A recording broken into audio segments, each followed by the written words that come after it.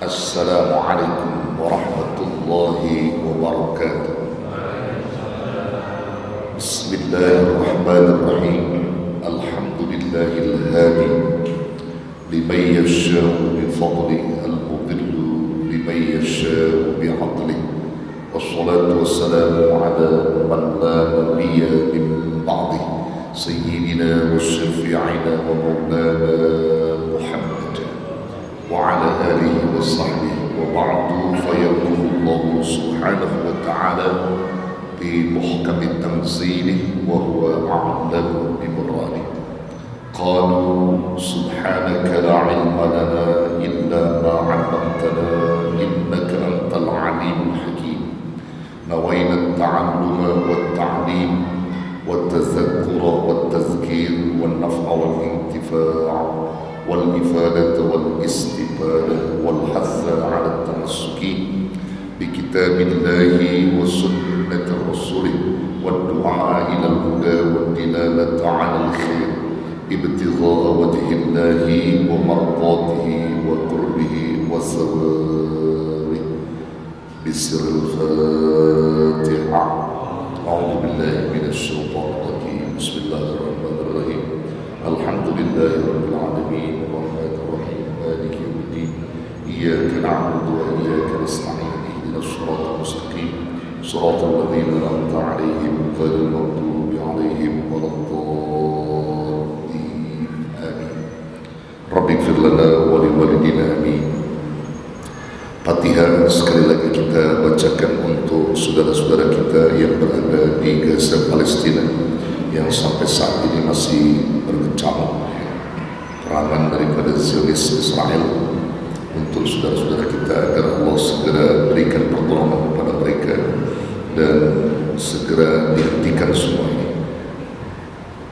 Wa tilka niyyah al-Fatihah. A'udzu billahi minasy syaithanir rajim. Bismillahirrahmanirrahim.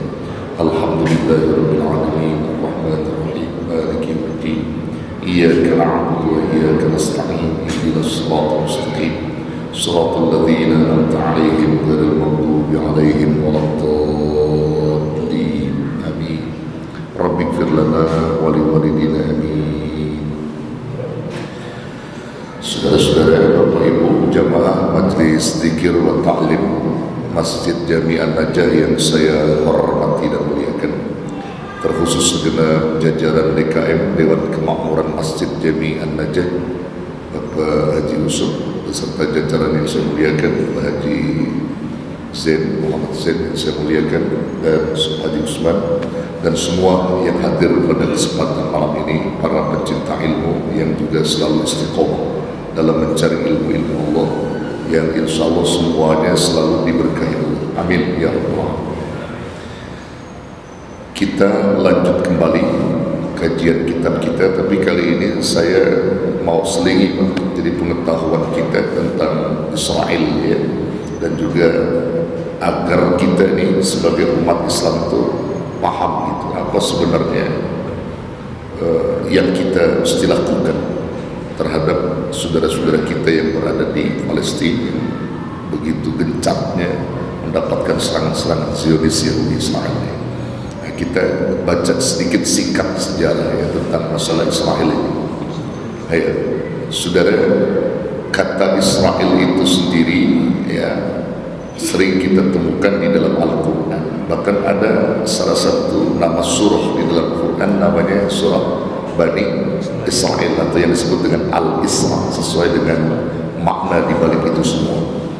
Ya, Israel itu kalau kita mau runut dalam riwayat dan sejarah, itu sebenarnya julukan atau gelar untuk Nabi Allah Yaqub alaihi salatu wassalam, karena mereka dari keturunan dari Israel, pangkalnya itu Ibrahim kepada Ishak ya. Kalau Nabi kita dari Ismail, Bani Ismail, terus ke bawah. Nah, jadi Israel itu sendiri sebenarnya julukan atau gelar yang diberikan oleh banyak orang-orang berdasarkan kebiasaannya itu untuk Nabi Yaqub. Kenapa Nabi Yaqub diberi gelar Israel? Kata Israel itu secara umum maknanya kekasih Allah secara umum ya.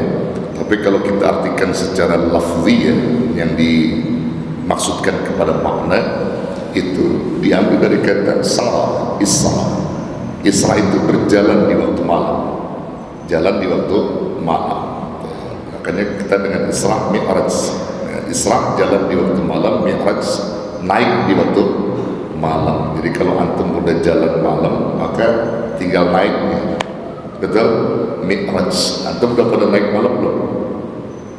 Udah pada naik malam belum? Belum. Ya naik malam maksudnya kepada Allah. Langsung kita zikir. Zikir kepada Allah itu naik malam.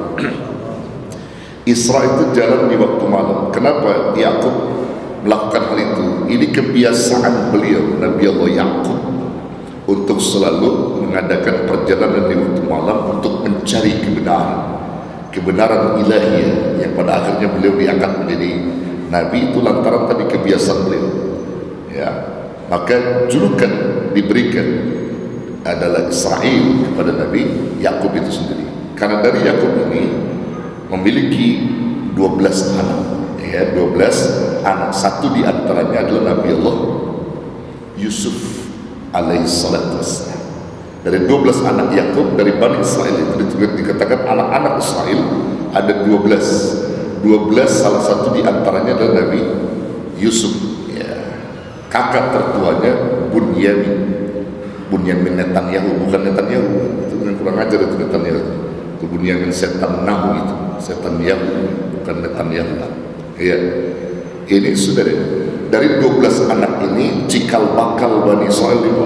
Oh, cikal bakal. Jadi Israel juga jangan diartikan konotasi jelek aja. Ada juga Bani Israel yang benar-benar mengakui kebenaran Tuhan dan dia juga termasuk pembela kita.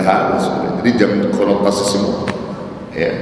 Ini Bani Israel dari 12 anak ini, Pak. Ya, dari 12 anak bercabang nanti. Nah, sedikit saya ambil riwayat. Nabi Yakub itu adalah sosok Nabi yang begitu sayang kepada anak-anak. 12 anaknya nggak ada yang dibenci beliau, sayang semua. Nggak ada yang dibedakan. Memang hanya saja satu Nabi Yusuf yang berbeda dari saudara-saudara yang lain. Akhlak Al-Karimah yang turun ayahnya kepada Yusuf saja. Dan Yusuf di waktu kecil itu juga udah berbeda dengan saudara-saudara yang lain. Patuh, taat, dan selalu menanya-nanya tentang kebenaran kepada ayahnya. Itu Yusuf. Nah, dia juga diberi wajah yang tampan daripada saudara-saudaranya, yang paling tampan beliau. Maka Nabi Yakub pun ada sedikit lebih cintanya. Ya, bapak-bapak juga begitu sunatullahnya kan. Kalau punya anak 5, ada satu yang ikutin bapak taat banget. Kira-kira sayangnya lebih kan? Sayangnya lebih kan? Lebih baik, cerdas, pinter, masih kita lebih dari. Walaupun ada yang lain juga kita sayang. Nabi Yakub pun sama saja. Beliau sayang lebih kepada Yusuf. Nah, karena sayang Yakub ini lebih daripada yang lainnya, akhirnya cemburu yang lain. Nah, kecemburuan inilah terjadi yang dipelopori oleh kakak tertua yang namanya Bunyamin. Ya, akhirnya dia nyusun strategi bagaimana caranya Yusuf adik kita itu harus hilang. Gimana caranya? Maka diputuskan pembunuhan terhadap Yusuf oleh 11 daripada saudaranya ini. Disepakati oleh semuanya, beres kalau begitu. Gimana caranya? Cemplungin tuh adiknya, dibuka dulu bajunya, nanti dia bersandiwara, adiknya dimakan serigala, lalu darah binatang ditempel-tempel ke bajunya, orangnya dicemplungin, saudara. Itu karakter Israel, tuh Bani Israel dari dulu begitu. Dari situ adiknya sendiri dia bunuh, apalagi orang lain. Itu udah raja tega mereka itu. Dari dulu tuh udah begitu raja tega. Ya, dia bunuh. Dia datang ke ayahnya, dia bilang bahwa adiknya dimakan serigala, dia buktinya bajunya penuh dengan darah. Nangislah Yakub ketika itu, nangis yang luar biasa. Setiap malam dia pikirkan, bahkan dia mohon pertolongan kepada Allah. Insyaallah. Akan dalam riwayat nangisnya Nabi Yakub setiap saat, setiap malam yang menyebabkan matanya buta. Itu lantaran banyak menangis, ya, karena anaknya hilang. Alasannya dimakan serigala Nabi Yusuf. Padahal gak dimakan serigala, ditolong oleh musafir. Ini kalau cerita ini panjang sekali Pak, ini karena inti poinnya Israel. Nah, dari situ sudah perkembangan Bani Israel, ya. Dan perlu dicatat oleh kita, bermula Bani Israel itu diunggulkan oleh Allah daripada umat-umat yang lain pada masa itu, ya. Kenapa? Karena Allah mengunggulkan bahwa Bani Israel itu adalah darah para nabi, darahnya para nabi yang diawali dari Nabi Allah Ibrahim alaihissalatu wassalam itu. Karena Nabi Ibrahim itu dikenal sebagai Abul Anbiya, bapaknya para nabi yang melahirkan para nabi dari Bani Israel. Kemudian dua dari Nabi Bani Ismail, jadi Ismail dan Nabi Muhammad lahir dari Siti Hajar. Nah, dimuliakan nama Allah, saudara. Bani Israel itu diunggulkan, kenikmatannya dilebihkan oleh Allah. Tapi dasar mereka tidak mensyukuri kenikmatan yang Allah unggulkan, yang Allah berikan, diberi keberkahan oleh Allah dia. Tapi dia tidak syukuri, dia ingkari itu semua. Bentuk pengingkaran mereka Bani Israel dalam sejarah itu karena para nabi-nabinya menyuarakan kebenaran tentang kerasulan Nabi Muhammad sallallahu alaihi wasallam. Setiap para nabi itu menyuarakan kebenaran akan lahir di akhir zaman penutup para nabi, ismuhu Ahmad dari Bani Ismail. Mereka menolak, mereka nggak suka itu. Itu awal. Jadi nggak mau Rasul itu dari selain mereka. Dia maunya Bani Israel diperangi, nabi-nabi pun banyak dibunuh oleh mereka lantaran menyuarakan kebenaran itu. Sifat keserakahan, sifat yang benci dengan kebenaran kerasulan Nabi Muhammad itu terbawa sampai sekarang, saudara. Jadi kalau mereka membunuh umat Rasulullah, itu memang dia benci dengan umat Rasulullah, saudara.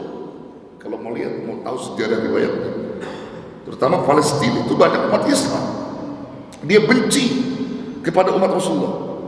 Maka belum lama tersebar tuh beritanya Benyamin Netanyahu mengatakan tulisan tangannya tersebar itu bahwa dia sudah merencanakan dari awal, udah lama ingin membunuh umat Islam Palestina dengan catatan ingin menguasai tanahnya dan akan dihilangkan umat Rasulullah. Itu jahatnya beliau.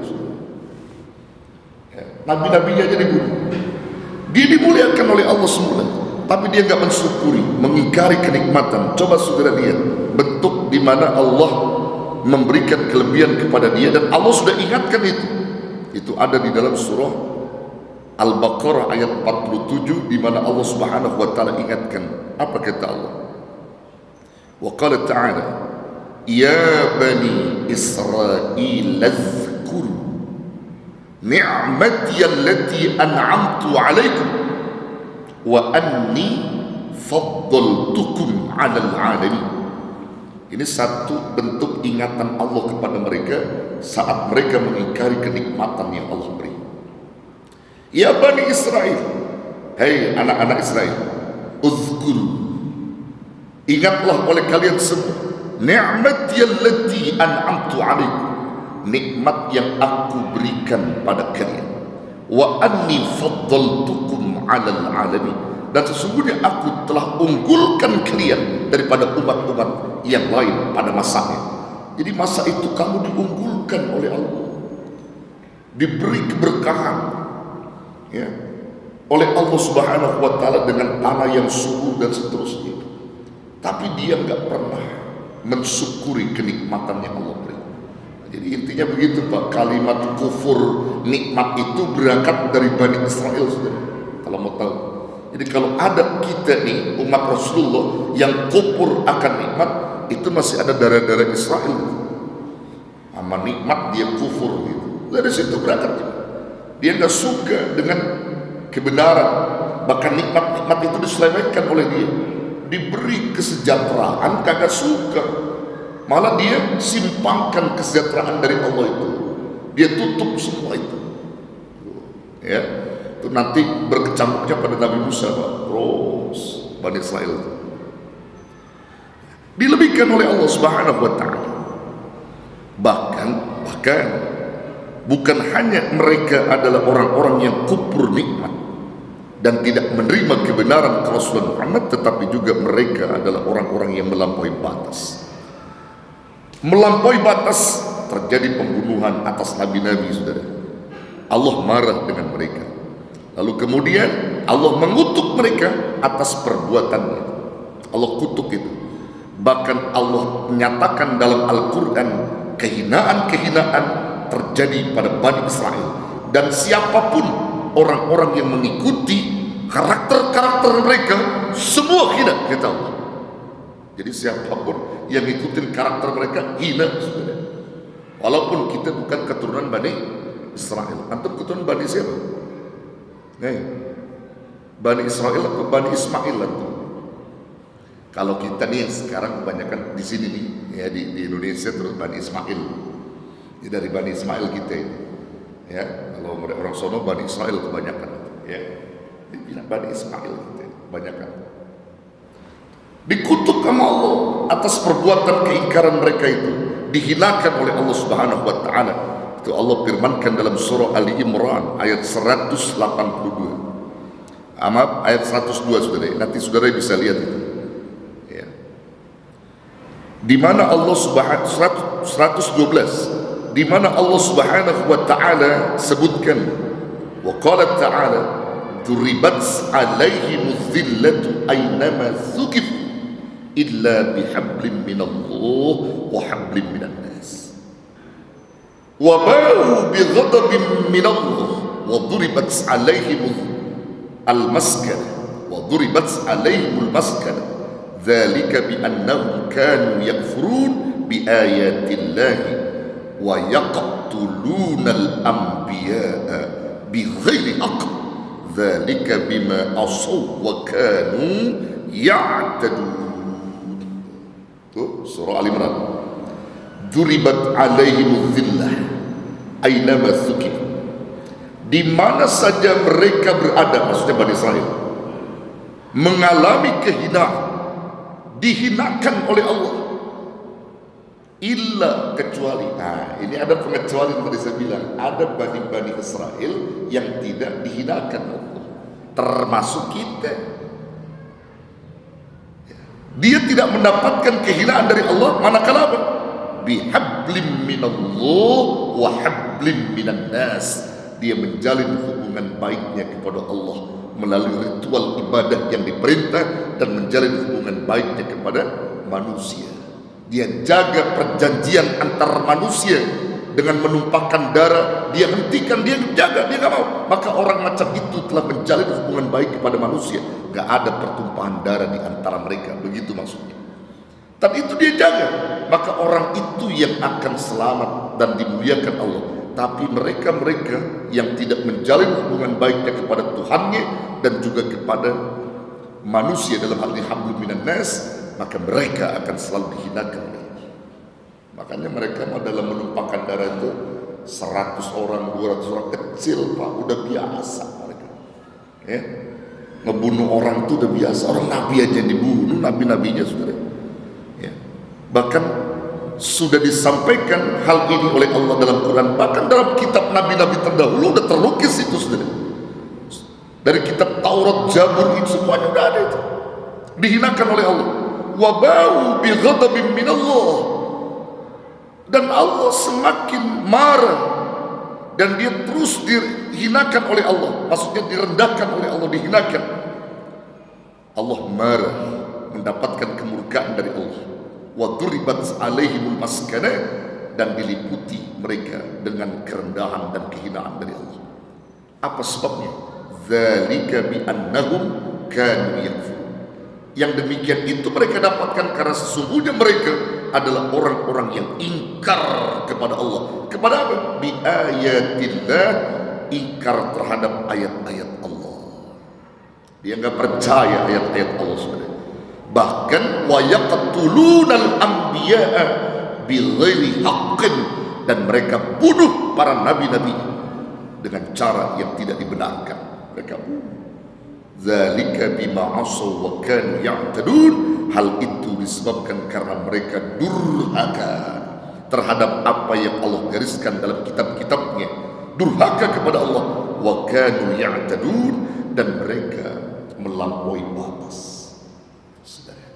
Allah kutuk mereka Itu Bani Israel yang membangkang. Nabi-nabi dibunuh, termasuk Nabi Zakaria itu. Kalau dibaca riwayat, Nabi Zakaria itu dibunuh, dimutilasi, dipotong-potong Nabi Zakaria itu oleh mereka itu. Mereka tidak suka kebenaran yang dibawa oleh para nabi. Nabi Zakaria menyuarakan kebenaran tentang Rasulullah Muhammad, enggak suka, dia bunuh, saudara. Dia mutilasi, kalau dibunuh aja mending dimutilasi. Nabi Zakaria itu dibelah. Bayangkan seorang nabi. Nah, ini juga saudara menjadi pelajaran. Jadi kalau melihat kematian seseorang karena matinya dibunuh atau matinya ketabrak mobil atau jatuh dari apalah, kita jangan bilang suudon kita jangan suudon kepada mereka dulu, oh itu berarti matinya dijelekin sama Allah. Enggak juga. Jadi suul khotimah dan husnul khotimah dilihatnya bukan karena sebab kematian dia itu jelek atau tidak, bukan. Orang yang dibunuh berarti dia suul khotimah, dia suul khotimah, enggak juga. Nabi-nabi banyak dibunuh, saudara. Nabi Zakaria itu dimutilasi, tapi seorang nabi husnul khotimah. Jadi membuktikan suul khotimah dan husnul khotimah itu dilihat dari perilaku sehari-hari. Kalau perilakunya itu baik, insya Allah, walaupun cara kematiannya tragis, dia tetap husnul khotimah, tetap husnul khotimah. Jadi karena perilakunya dan sifat utama itu, keburukan bangsa Israel itu begitu. Jadi dia orangnya nggak peduli, nggak berperi kemanusiaan, juga nggak berperi keadilan untuk mereka itu. Begitu. Makanya kita sebagai umat Islam di Indonesia ini jangan diam 1000 bahasa. Jadi mesti minimal kita doakan. Kalau kita punya uang, punya rezeki, donasikan ini, bantu mereka. Ya. Saya punya sahib namanya profesor, kan udah profesor dia, belum lama 4 bulan yang lalu dapat gelar profesor. Ya, beliau sudah bikin buku 6 buku, Pak. Hasil karyanya lalu diujikan oleh 12 profesor. Sekarang udah lulus dari gelar profesor, namanya Profesor Dr. Ahmad Muzaki. Itu teman sekelas saya, Pak, di S3 tafsir hadis. Sekarang udah profesor dia. Nah, beliau mengadopsi anak-anak Palestina, ada 6 anak Palestina, Masya Allah. Dan kemudian beliau menikahkan 2 janda Palestina dan diizinkan oleh istri tercinta beliau. Masya Allah, 2 janda Palestina dinikahin. Anak gak bisa aja. Oh, bini anak udah merenggut mulu yang begitu. Saudara itu nama dua janda Palestina cantik-cantik dia nikahkan, itu disuruh istrinya yang nyuruh, saudara. Anaknya 6 itu dari ini diambil, ya, diadopsi, kemudian dia nikahi janda-janda itu. Yang 2 keluarganya udah pada mati semua, Pak, udah pada dibunuh, kena runtuhan bangunan itu, dibom. Itu yang sama luka-luka itu dia nikahi, diselamatkan. Masya Allah. Haji Jan juga boleh tuh, Ji. Jadi adopsi, maksudnya adopsi anak ya. Boleh. Ntar kalau udah adopsi lamanya 6 bulan, ada emaknya ya adopsi juga. Apa gitu. Boleh juga tuh, ya. Masya Allah, ya. Nih nyata, Pak. Belum lama saya kontak-kontakkan dengan beliau. Saya juga bilang Prof Muzaki itu, saya bilang, Prof, anak sahib, saya bilang, gimana tuh cara mengadopsinya? Memang melalui proses sih, Kiai, gitu dia. Enggak semudah seperti kita balikan telapak tangan itu. Wah, karena beliau itu banyak rekanan, juga banyak, ya katakan anulah ya, juga uangnya banyak, saudara, ininya banyak. Ya, gampang kalau uangnya banyak, Pak, gampang. Beliau seorang pengusaha juga soalnya, jadi gampang kalau tinggal lihat berapa duit, berapa ratus juta nih, sini anak nih saya adopsi, tinggal dibikin. Ya, kita nggak punya duit, Pak. Jadi punya duit gampang jadinya gitu kan. Jadi dia bilang prosesnya lebih rumit, Kiai. Jadi kalau Kiai itu ada susah juga, katanya. Waduh, saya kalau nggak bisa ngadopsi yatimnya, saya bilang janda-jandanya nggak apa-apa lah, kalau biji sih. Saya tolong juga dan saya bantu gitu. Ya, kayak Yusuf semangat kan Yusuf di mana? Ya, apa? Masya Allah, ini kita renungin, sudah ada hal-hal yang kita renungin, ya. Coba gimana? Oh iya, Ini perlu kita pahami sudah hal-hal yang demikian supaya kita juga jangan buta informasi dan juga jangan hanya kita lihat begini-begini, tapi kita tahu latar belakangnya itu Israel itu gimana, kita tahu ya. Jadi mereka memang semua pembangkang dan perlu dicatat oleh kita. Nah ini perlu dicatat oleh kita. Allah sudah menginformasikan kita dari jauh-jauh hari dalam Al-Quran itu bahwa 3 karakter yang mendasar menjadi sifat kejelekan dan perilaku buruk Israel. Bani Israel itu punya 3 keburukan karakter yang gak bisa hilang sampai sekarang itu. Allah yang nyebut. Dan kalau kita ada karakter-karakter yang dimaksud Allah itu, darah kita masih ke sana itu. Apa itu? Nah, kita lihat karakter yang pertama, perilaku buruk yang ada pada Bani Israel, kata Allah bahwa mereka memiliki sifat munafik. Sifat munafik yang luar biasa pada diri Bani Israel. Surah Al-Baqarah ayat 76 Allah jelaskan, wa idza laqul ladzina amanu qalu amanna wa idza khala ba'dhum ila ba'din qalu atuhadditsunahum bima fatahallahu 'alaikum liyuhajjukum bihi 'inda rabbikum afala ta'qilun. Allah sudah berikan informasi yang akurat kepada kita tentang mereka. Wa idza laqul ladzina amanu, apabila Bani Israel itu mereka jumpa dengan orang-orang beriman, maka dia katakan kami beriman sama seperti kalian, kami akui Tuhan Allah, Tuhan kami Allah, Nabi Muhammad, Nabiku Muhammad. Begitu Pak, itu munafik nih, beriman. Wa idza khala ba'dhum ila ba'din, ketika mereka berkumpul bersama kaum mereka, lalu mereka justru putar haluan 180 derajat. Apa yang mereka katakan kepada orang beriman bullshit semua, bohong semua. Mereka bukan orang-orang beriman, justru mereka bersandiwara. Dia berbicara di hadapan kaumnya, dia bertanya, qalu atuhadditsunahum bima fatahallahu 'alaikum liyuhajjukum bihi 'inda rabbikum, katanya. Apakah kalian akan ceritakan apa yang apakah kalian akan memberitakan suatu kebenaran terhadap mereka, katanya, yang diterangkan oleh Allah terhadap apa yang sudah Allah terangkan atas kalian, katanya. Maksudnya kebenaran dan kerasulan Muhammad. Apa kalian mau sampaikan begitu dan kalian mau gabung dengan mereka? Tentu saja tidak, kata dia. Kita cuma sandiwara belaka terhadap mereka.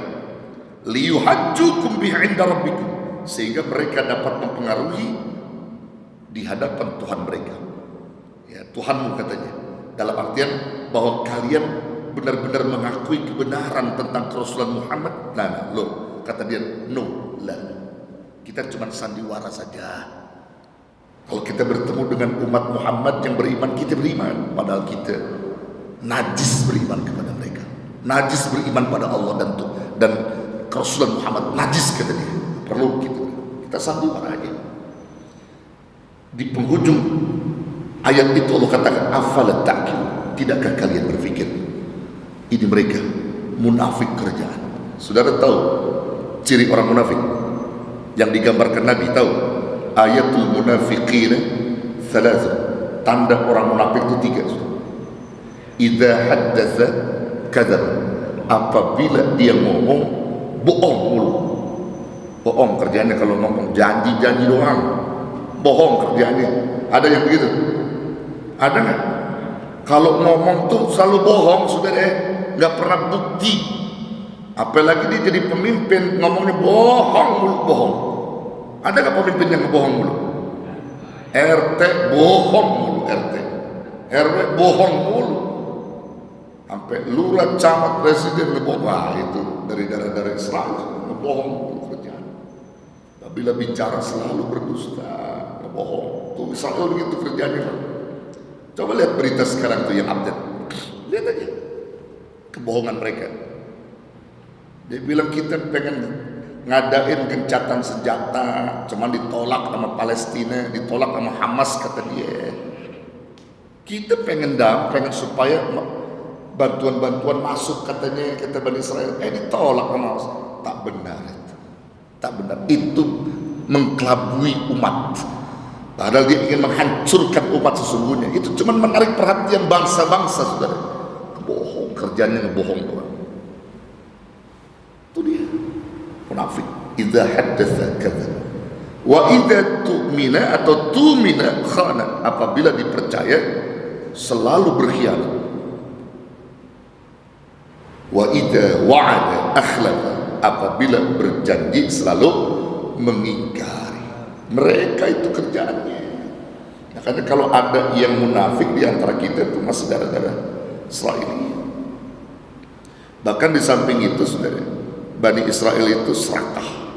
Karena munafiknya tadi itu menyebabkan dia serakah. Kalau dia tuh kebiasaannya gitu, dalam riwayat dia menempati satu tempat nih, tanahnya 100 meter, itu nanti patok-patok orang dia pindahin, saudara. Dia kuasain patoknya, dia di sini, dia pengen semuanya masuk, dia pindahin ke sana. Itu Bani Israel kerjaannya. Jadi kalau ada antum yang suka mindahin patok tuh Bani Israel. Ada yang mindahin patok, ada patok-patok orang dipindahin. Babaknya udah bagi-bagi warisannya, lu ini patoknya ini, lu ini patoknya, karena serakah adiknya dia pindahin patoknya. Ada nggak yang gitu? Bani Israel tuh Pak, pindahin patok tuh. Itu kalau dia nempatin rumah di pinggiran kali, kalinya kan gede tuh, rumahnya kecil, dia pengen besarin rumahnya, kali dia uruk. Nah itu Bani Israel tuh. Ada yang begitu, ada banyak tuh Bani Israel tuh kerjaan. Jadi karakter-karakter itu tuh nurun, ya nurun tuh karakter begitu, serakah gitu.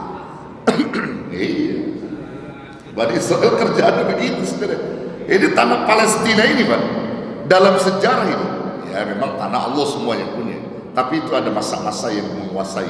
Itu di masa Khalifah Umar Ibn Khattab, saudara, tanah Palestina itu dengan jutaan hektar itu dibebaskannya oleh Umar bin Khattab. Karena Umar bin Khattab mengatakan kelak akan ada umat Rasulullah di tanah ini, yaitu Palestina. Dibeli sama Umar untuk warga Palestina. Nanti akan ada umat Rasulullah menempati ini. Dibebaskan oleh Sayyidina Umar ketika menjadi khalifah. Israel tidak punya tanah, saudara. Ketika dia dikutuk oleh Allah, sudah disingkirkan, habis sudah nikmatnya. Hidup di pinggir-pinggiran mereka. Ya, itu yang mereka tempati, itu tanah Palestina. Mereka kuasai begitu. Bagaimana caranya sekarang? Diperangi. Itu Palestina kerjanya. Kalau ente mau tahu dalam sejarah riwayat, ya, makanya Allah tidak ridho, saudara.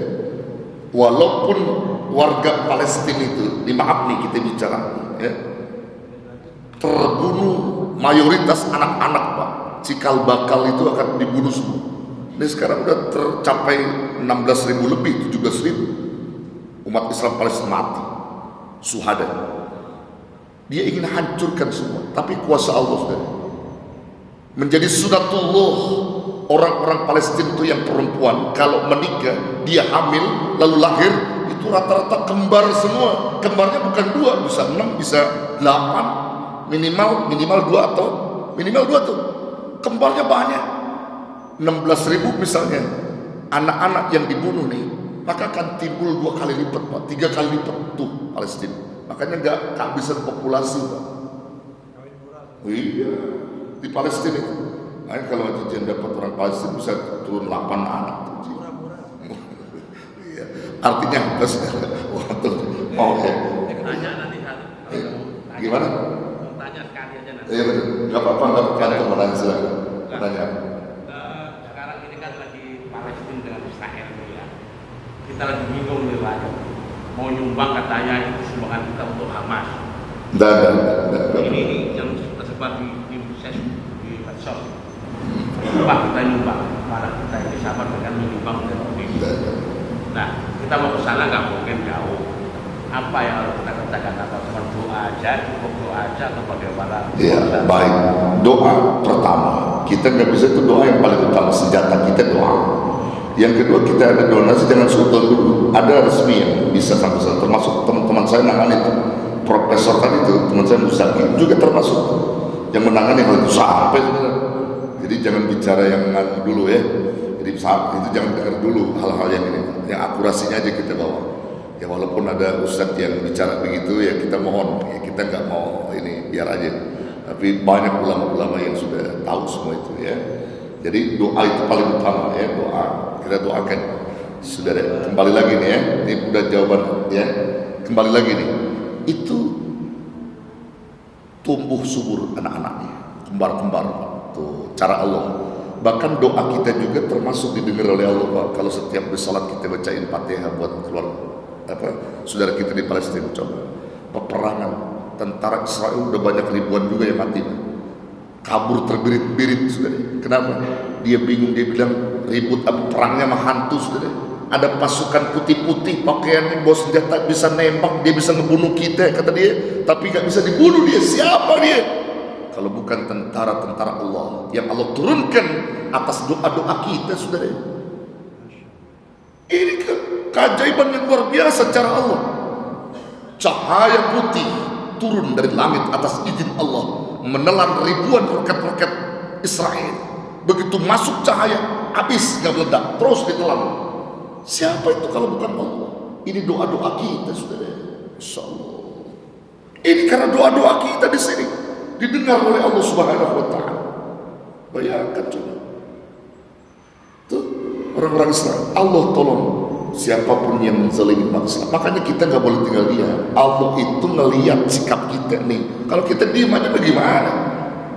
Doa minimal doain. Fatihah, sholat kita doain buat saudara kita. Itu penting, Pak. Tuh, ya. Orang-orang Israel begitu, Pak. Samping dia munafik tadi disebut Allah tuh. Yang kedua, sifat jeleknya dia apa? Pengecut. Kalian katakan pengecut. Allah yang nyebut itu. Sifat pengecut itu ada sama Bani Israel. Jangan kira mereka takut, Pak. Banyak yang pada nangis itu. Bayangkan. Banyak pada nangis perang. Pengecut. Pengecutnya apa? Quran udah menjelaskan ketika Nabi Musa mengajak Bani Israel untuk memasuki satu tempat, ya, di mana tempat itu dikuasai oleh Fir'aun dan juga orang-orang kuat pada saat itu. Dia bilang, anak gak mau masuk, kami gak mau masuk. Mereka orang-orang kuat, takut kami, tapi kami bisa masuk diajak kau. Kalau mereka udah pada kabur semua, kami masuk. Karena mereka punya kekuatan yang luar biasa. Jadi intinya mereka pengecut, saudara. Kalau umat Islam bersatu, takut deh. Itu cara. Nanti saudara bisa baca dalam surah Al-Maidah ayat 22. Surah Al-Maidah ayat 22, antum baca itu. Itu sifat utama mereka, pengecut, saudara ya. Mereka pengecut. Bahkan yang menarik perhatian kita, Bani Israel itu, tokoh-tokohnya itu Yahudi, itu Zionis Yahudi itu, takut sama umat Islam. Ketika diwawancarai oleh Profesor Dr. Adnan Habnaka, tanya kenapa antum sama Islam tidak takut? Oh, kami takut sama Islam, sama Muslim kami takut, kata tokoh Yahudi. Di mana sih takut kamu?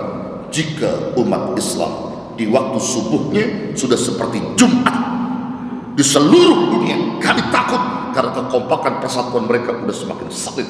Kalau subuhnya seperti Jumat, tapi kalau subuhnya masih 2 baris, 3 baris, kecil bagi dia. Itu kata tokoh Yahudi, saudara. Kalau Jumat subuhnya udah seperti Jumat, baru dia takut sama Islam. Karena apa? Persatuan Islam semakin kuat kalau begitu. Tapi kalau subuhnya masih sebaris 2 baris, setiap masjid masih kecil, kata dia. Ini nyata, Pak, ungkapan Profesor Adnan Al-Habnakah ketika mewawancarai kepada tokoh Yahudi itu. Insyaallah. Ya, jadi intinya pengecut. Mudah-mudahan di sini mas subuhnya banyak ya. Ya, just ya. Banyak ya, sampai keluar-keluar ya. Saudara, ya itu yang kedua. Nggak apa-apa aja dikit lagi. Yang ketiga, sifat perilaku buruk dia adalah selalu membuat kerusakan di muka bumi ini. Saudara nanti bisa baca surah Al-Isra ayat 4-7. Itu karakter dia, selalu buat kerusakan di muka bumi. Nah, maka itu saudara, malam ini saya sengaja buka ini agar membuka wawasan pengetahuan saudara tentang sejarah Bani Israel, dan agar kita nih umat Islam nih jangan diam. Ayo kita bantu doa untuk mereka yang punya rezeki. Silakan berdonasi pada LSM yang tepat begitu. itu bukan nggak sampai, insya Allah sampai. Niat kita sampai, begitu ya. Wallahu a'lam bissawab. Ini aja yang disampaikan, mudah-mudahan manfaat. Sama-sama kita berdoa dan kita doakan juga saudara kita di Bani Israel, artinya di Palestina. Wa'fana ya Karim, wa'fana ya Rahman, wa'fana ya Rahim, amin ya Allah ya Rabbal Alamin. Bismillahirrahmanirrahim, alhamdulillah Rabbil Alamin. Hamdan yuafi ni'amahu wa yukafi mazida, ya Rabbana lakal syukru wa lakal hamd kama yanbaghi li jalali wajhikal karim wa li 'azimi sultanik. Allahumma salli wa sallim wa barik ala sayyidina Muhammad wa ala ali sayyidina Muhammad. Allahumma ighfir lana dhunubana wa li walidina warhamhum kama rabbawna shighara. Rabbana anfa'na bima 'allamtana, rabbi 'allimna alladhi yanfa'una. Allahumma ansur ikhwanana fi Palestin. Allahumma ansur ikhwanana fi Palestin. Allahumma ansur ikhwanana al-mujahidin fi Palestin. وانصر عليهم من الظالمين، وانصر عليهم من الظالمين، وانصر عليهم من الظالمين، واسلم عليهم من الظالمين، واسلم عليهم من الظالمين، واسلم عليهم من الظالمين. ربنا آتنا في الدنيا حسنة في الآخرة حسنة وقنا عذاب النار. وصلى الله على خير خلقه سيدنا محمد صلى الله عليه وسلم بفضله، والحمد لله رب العالمين.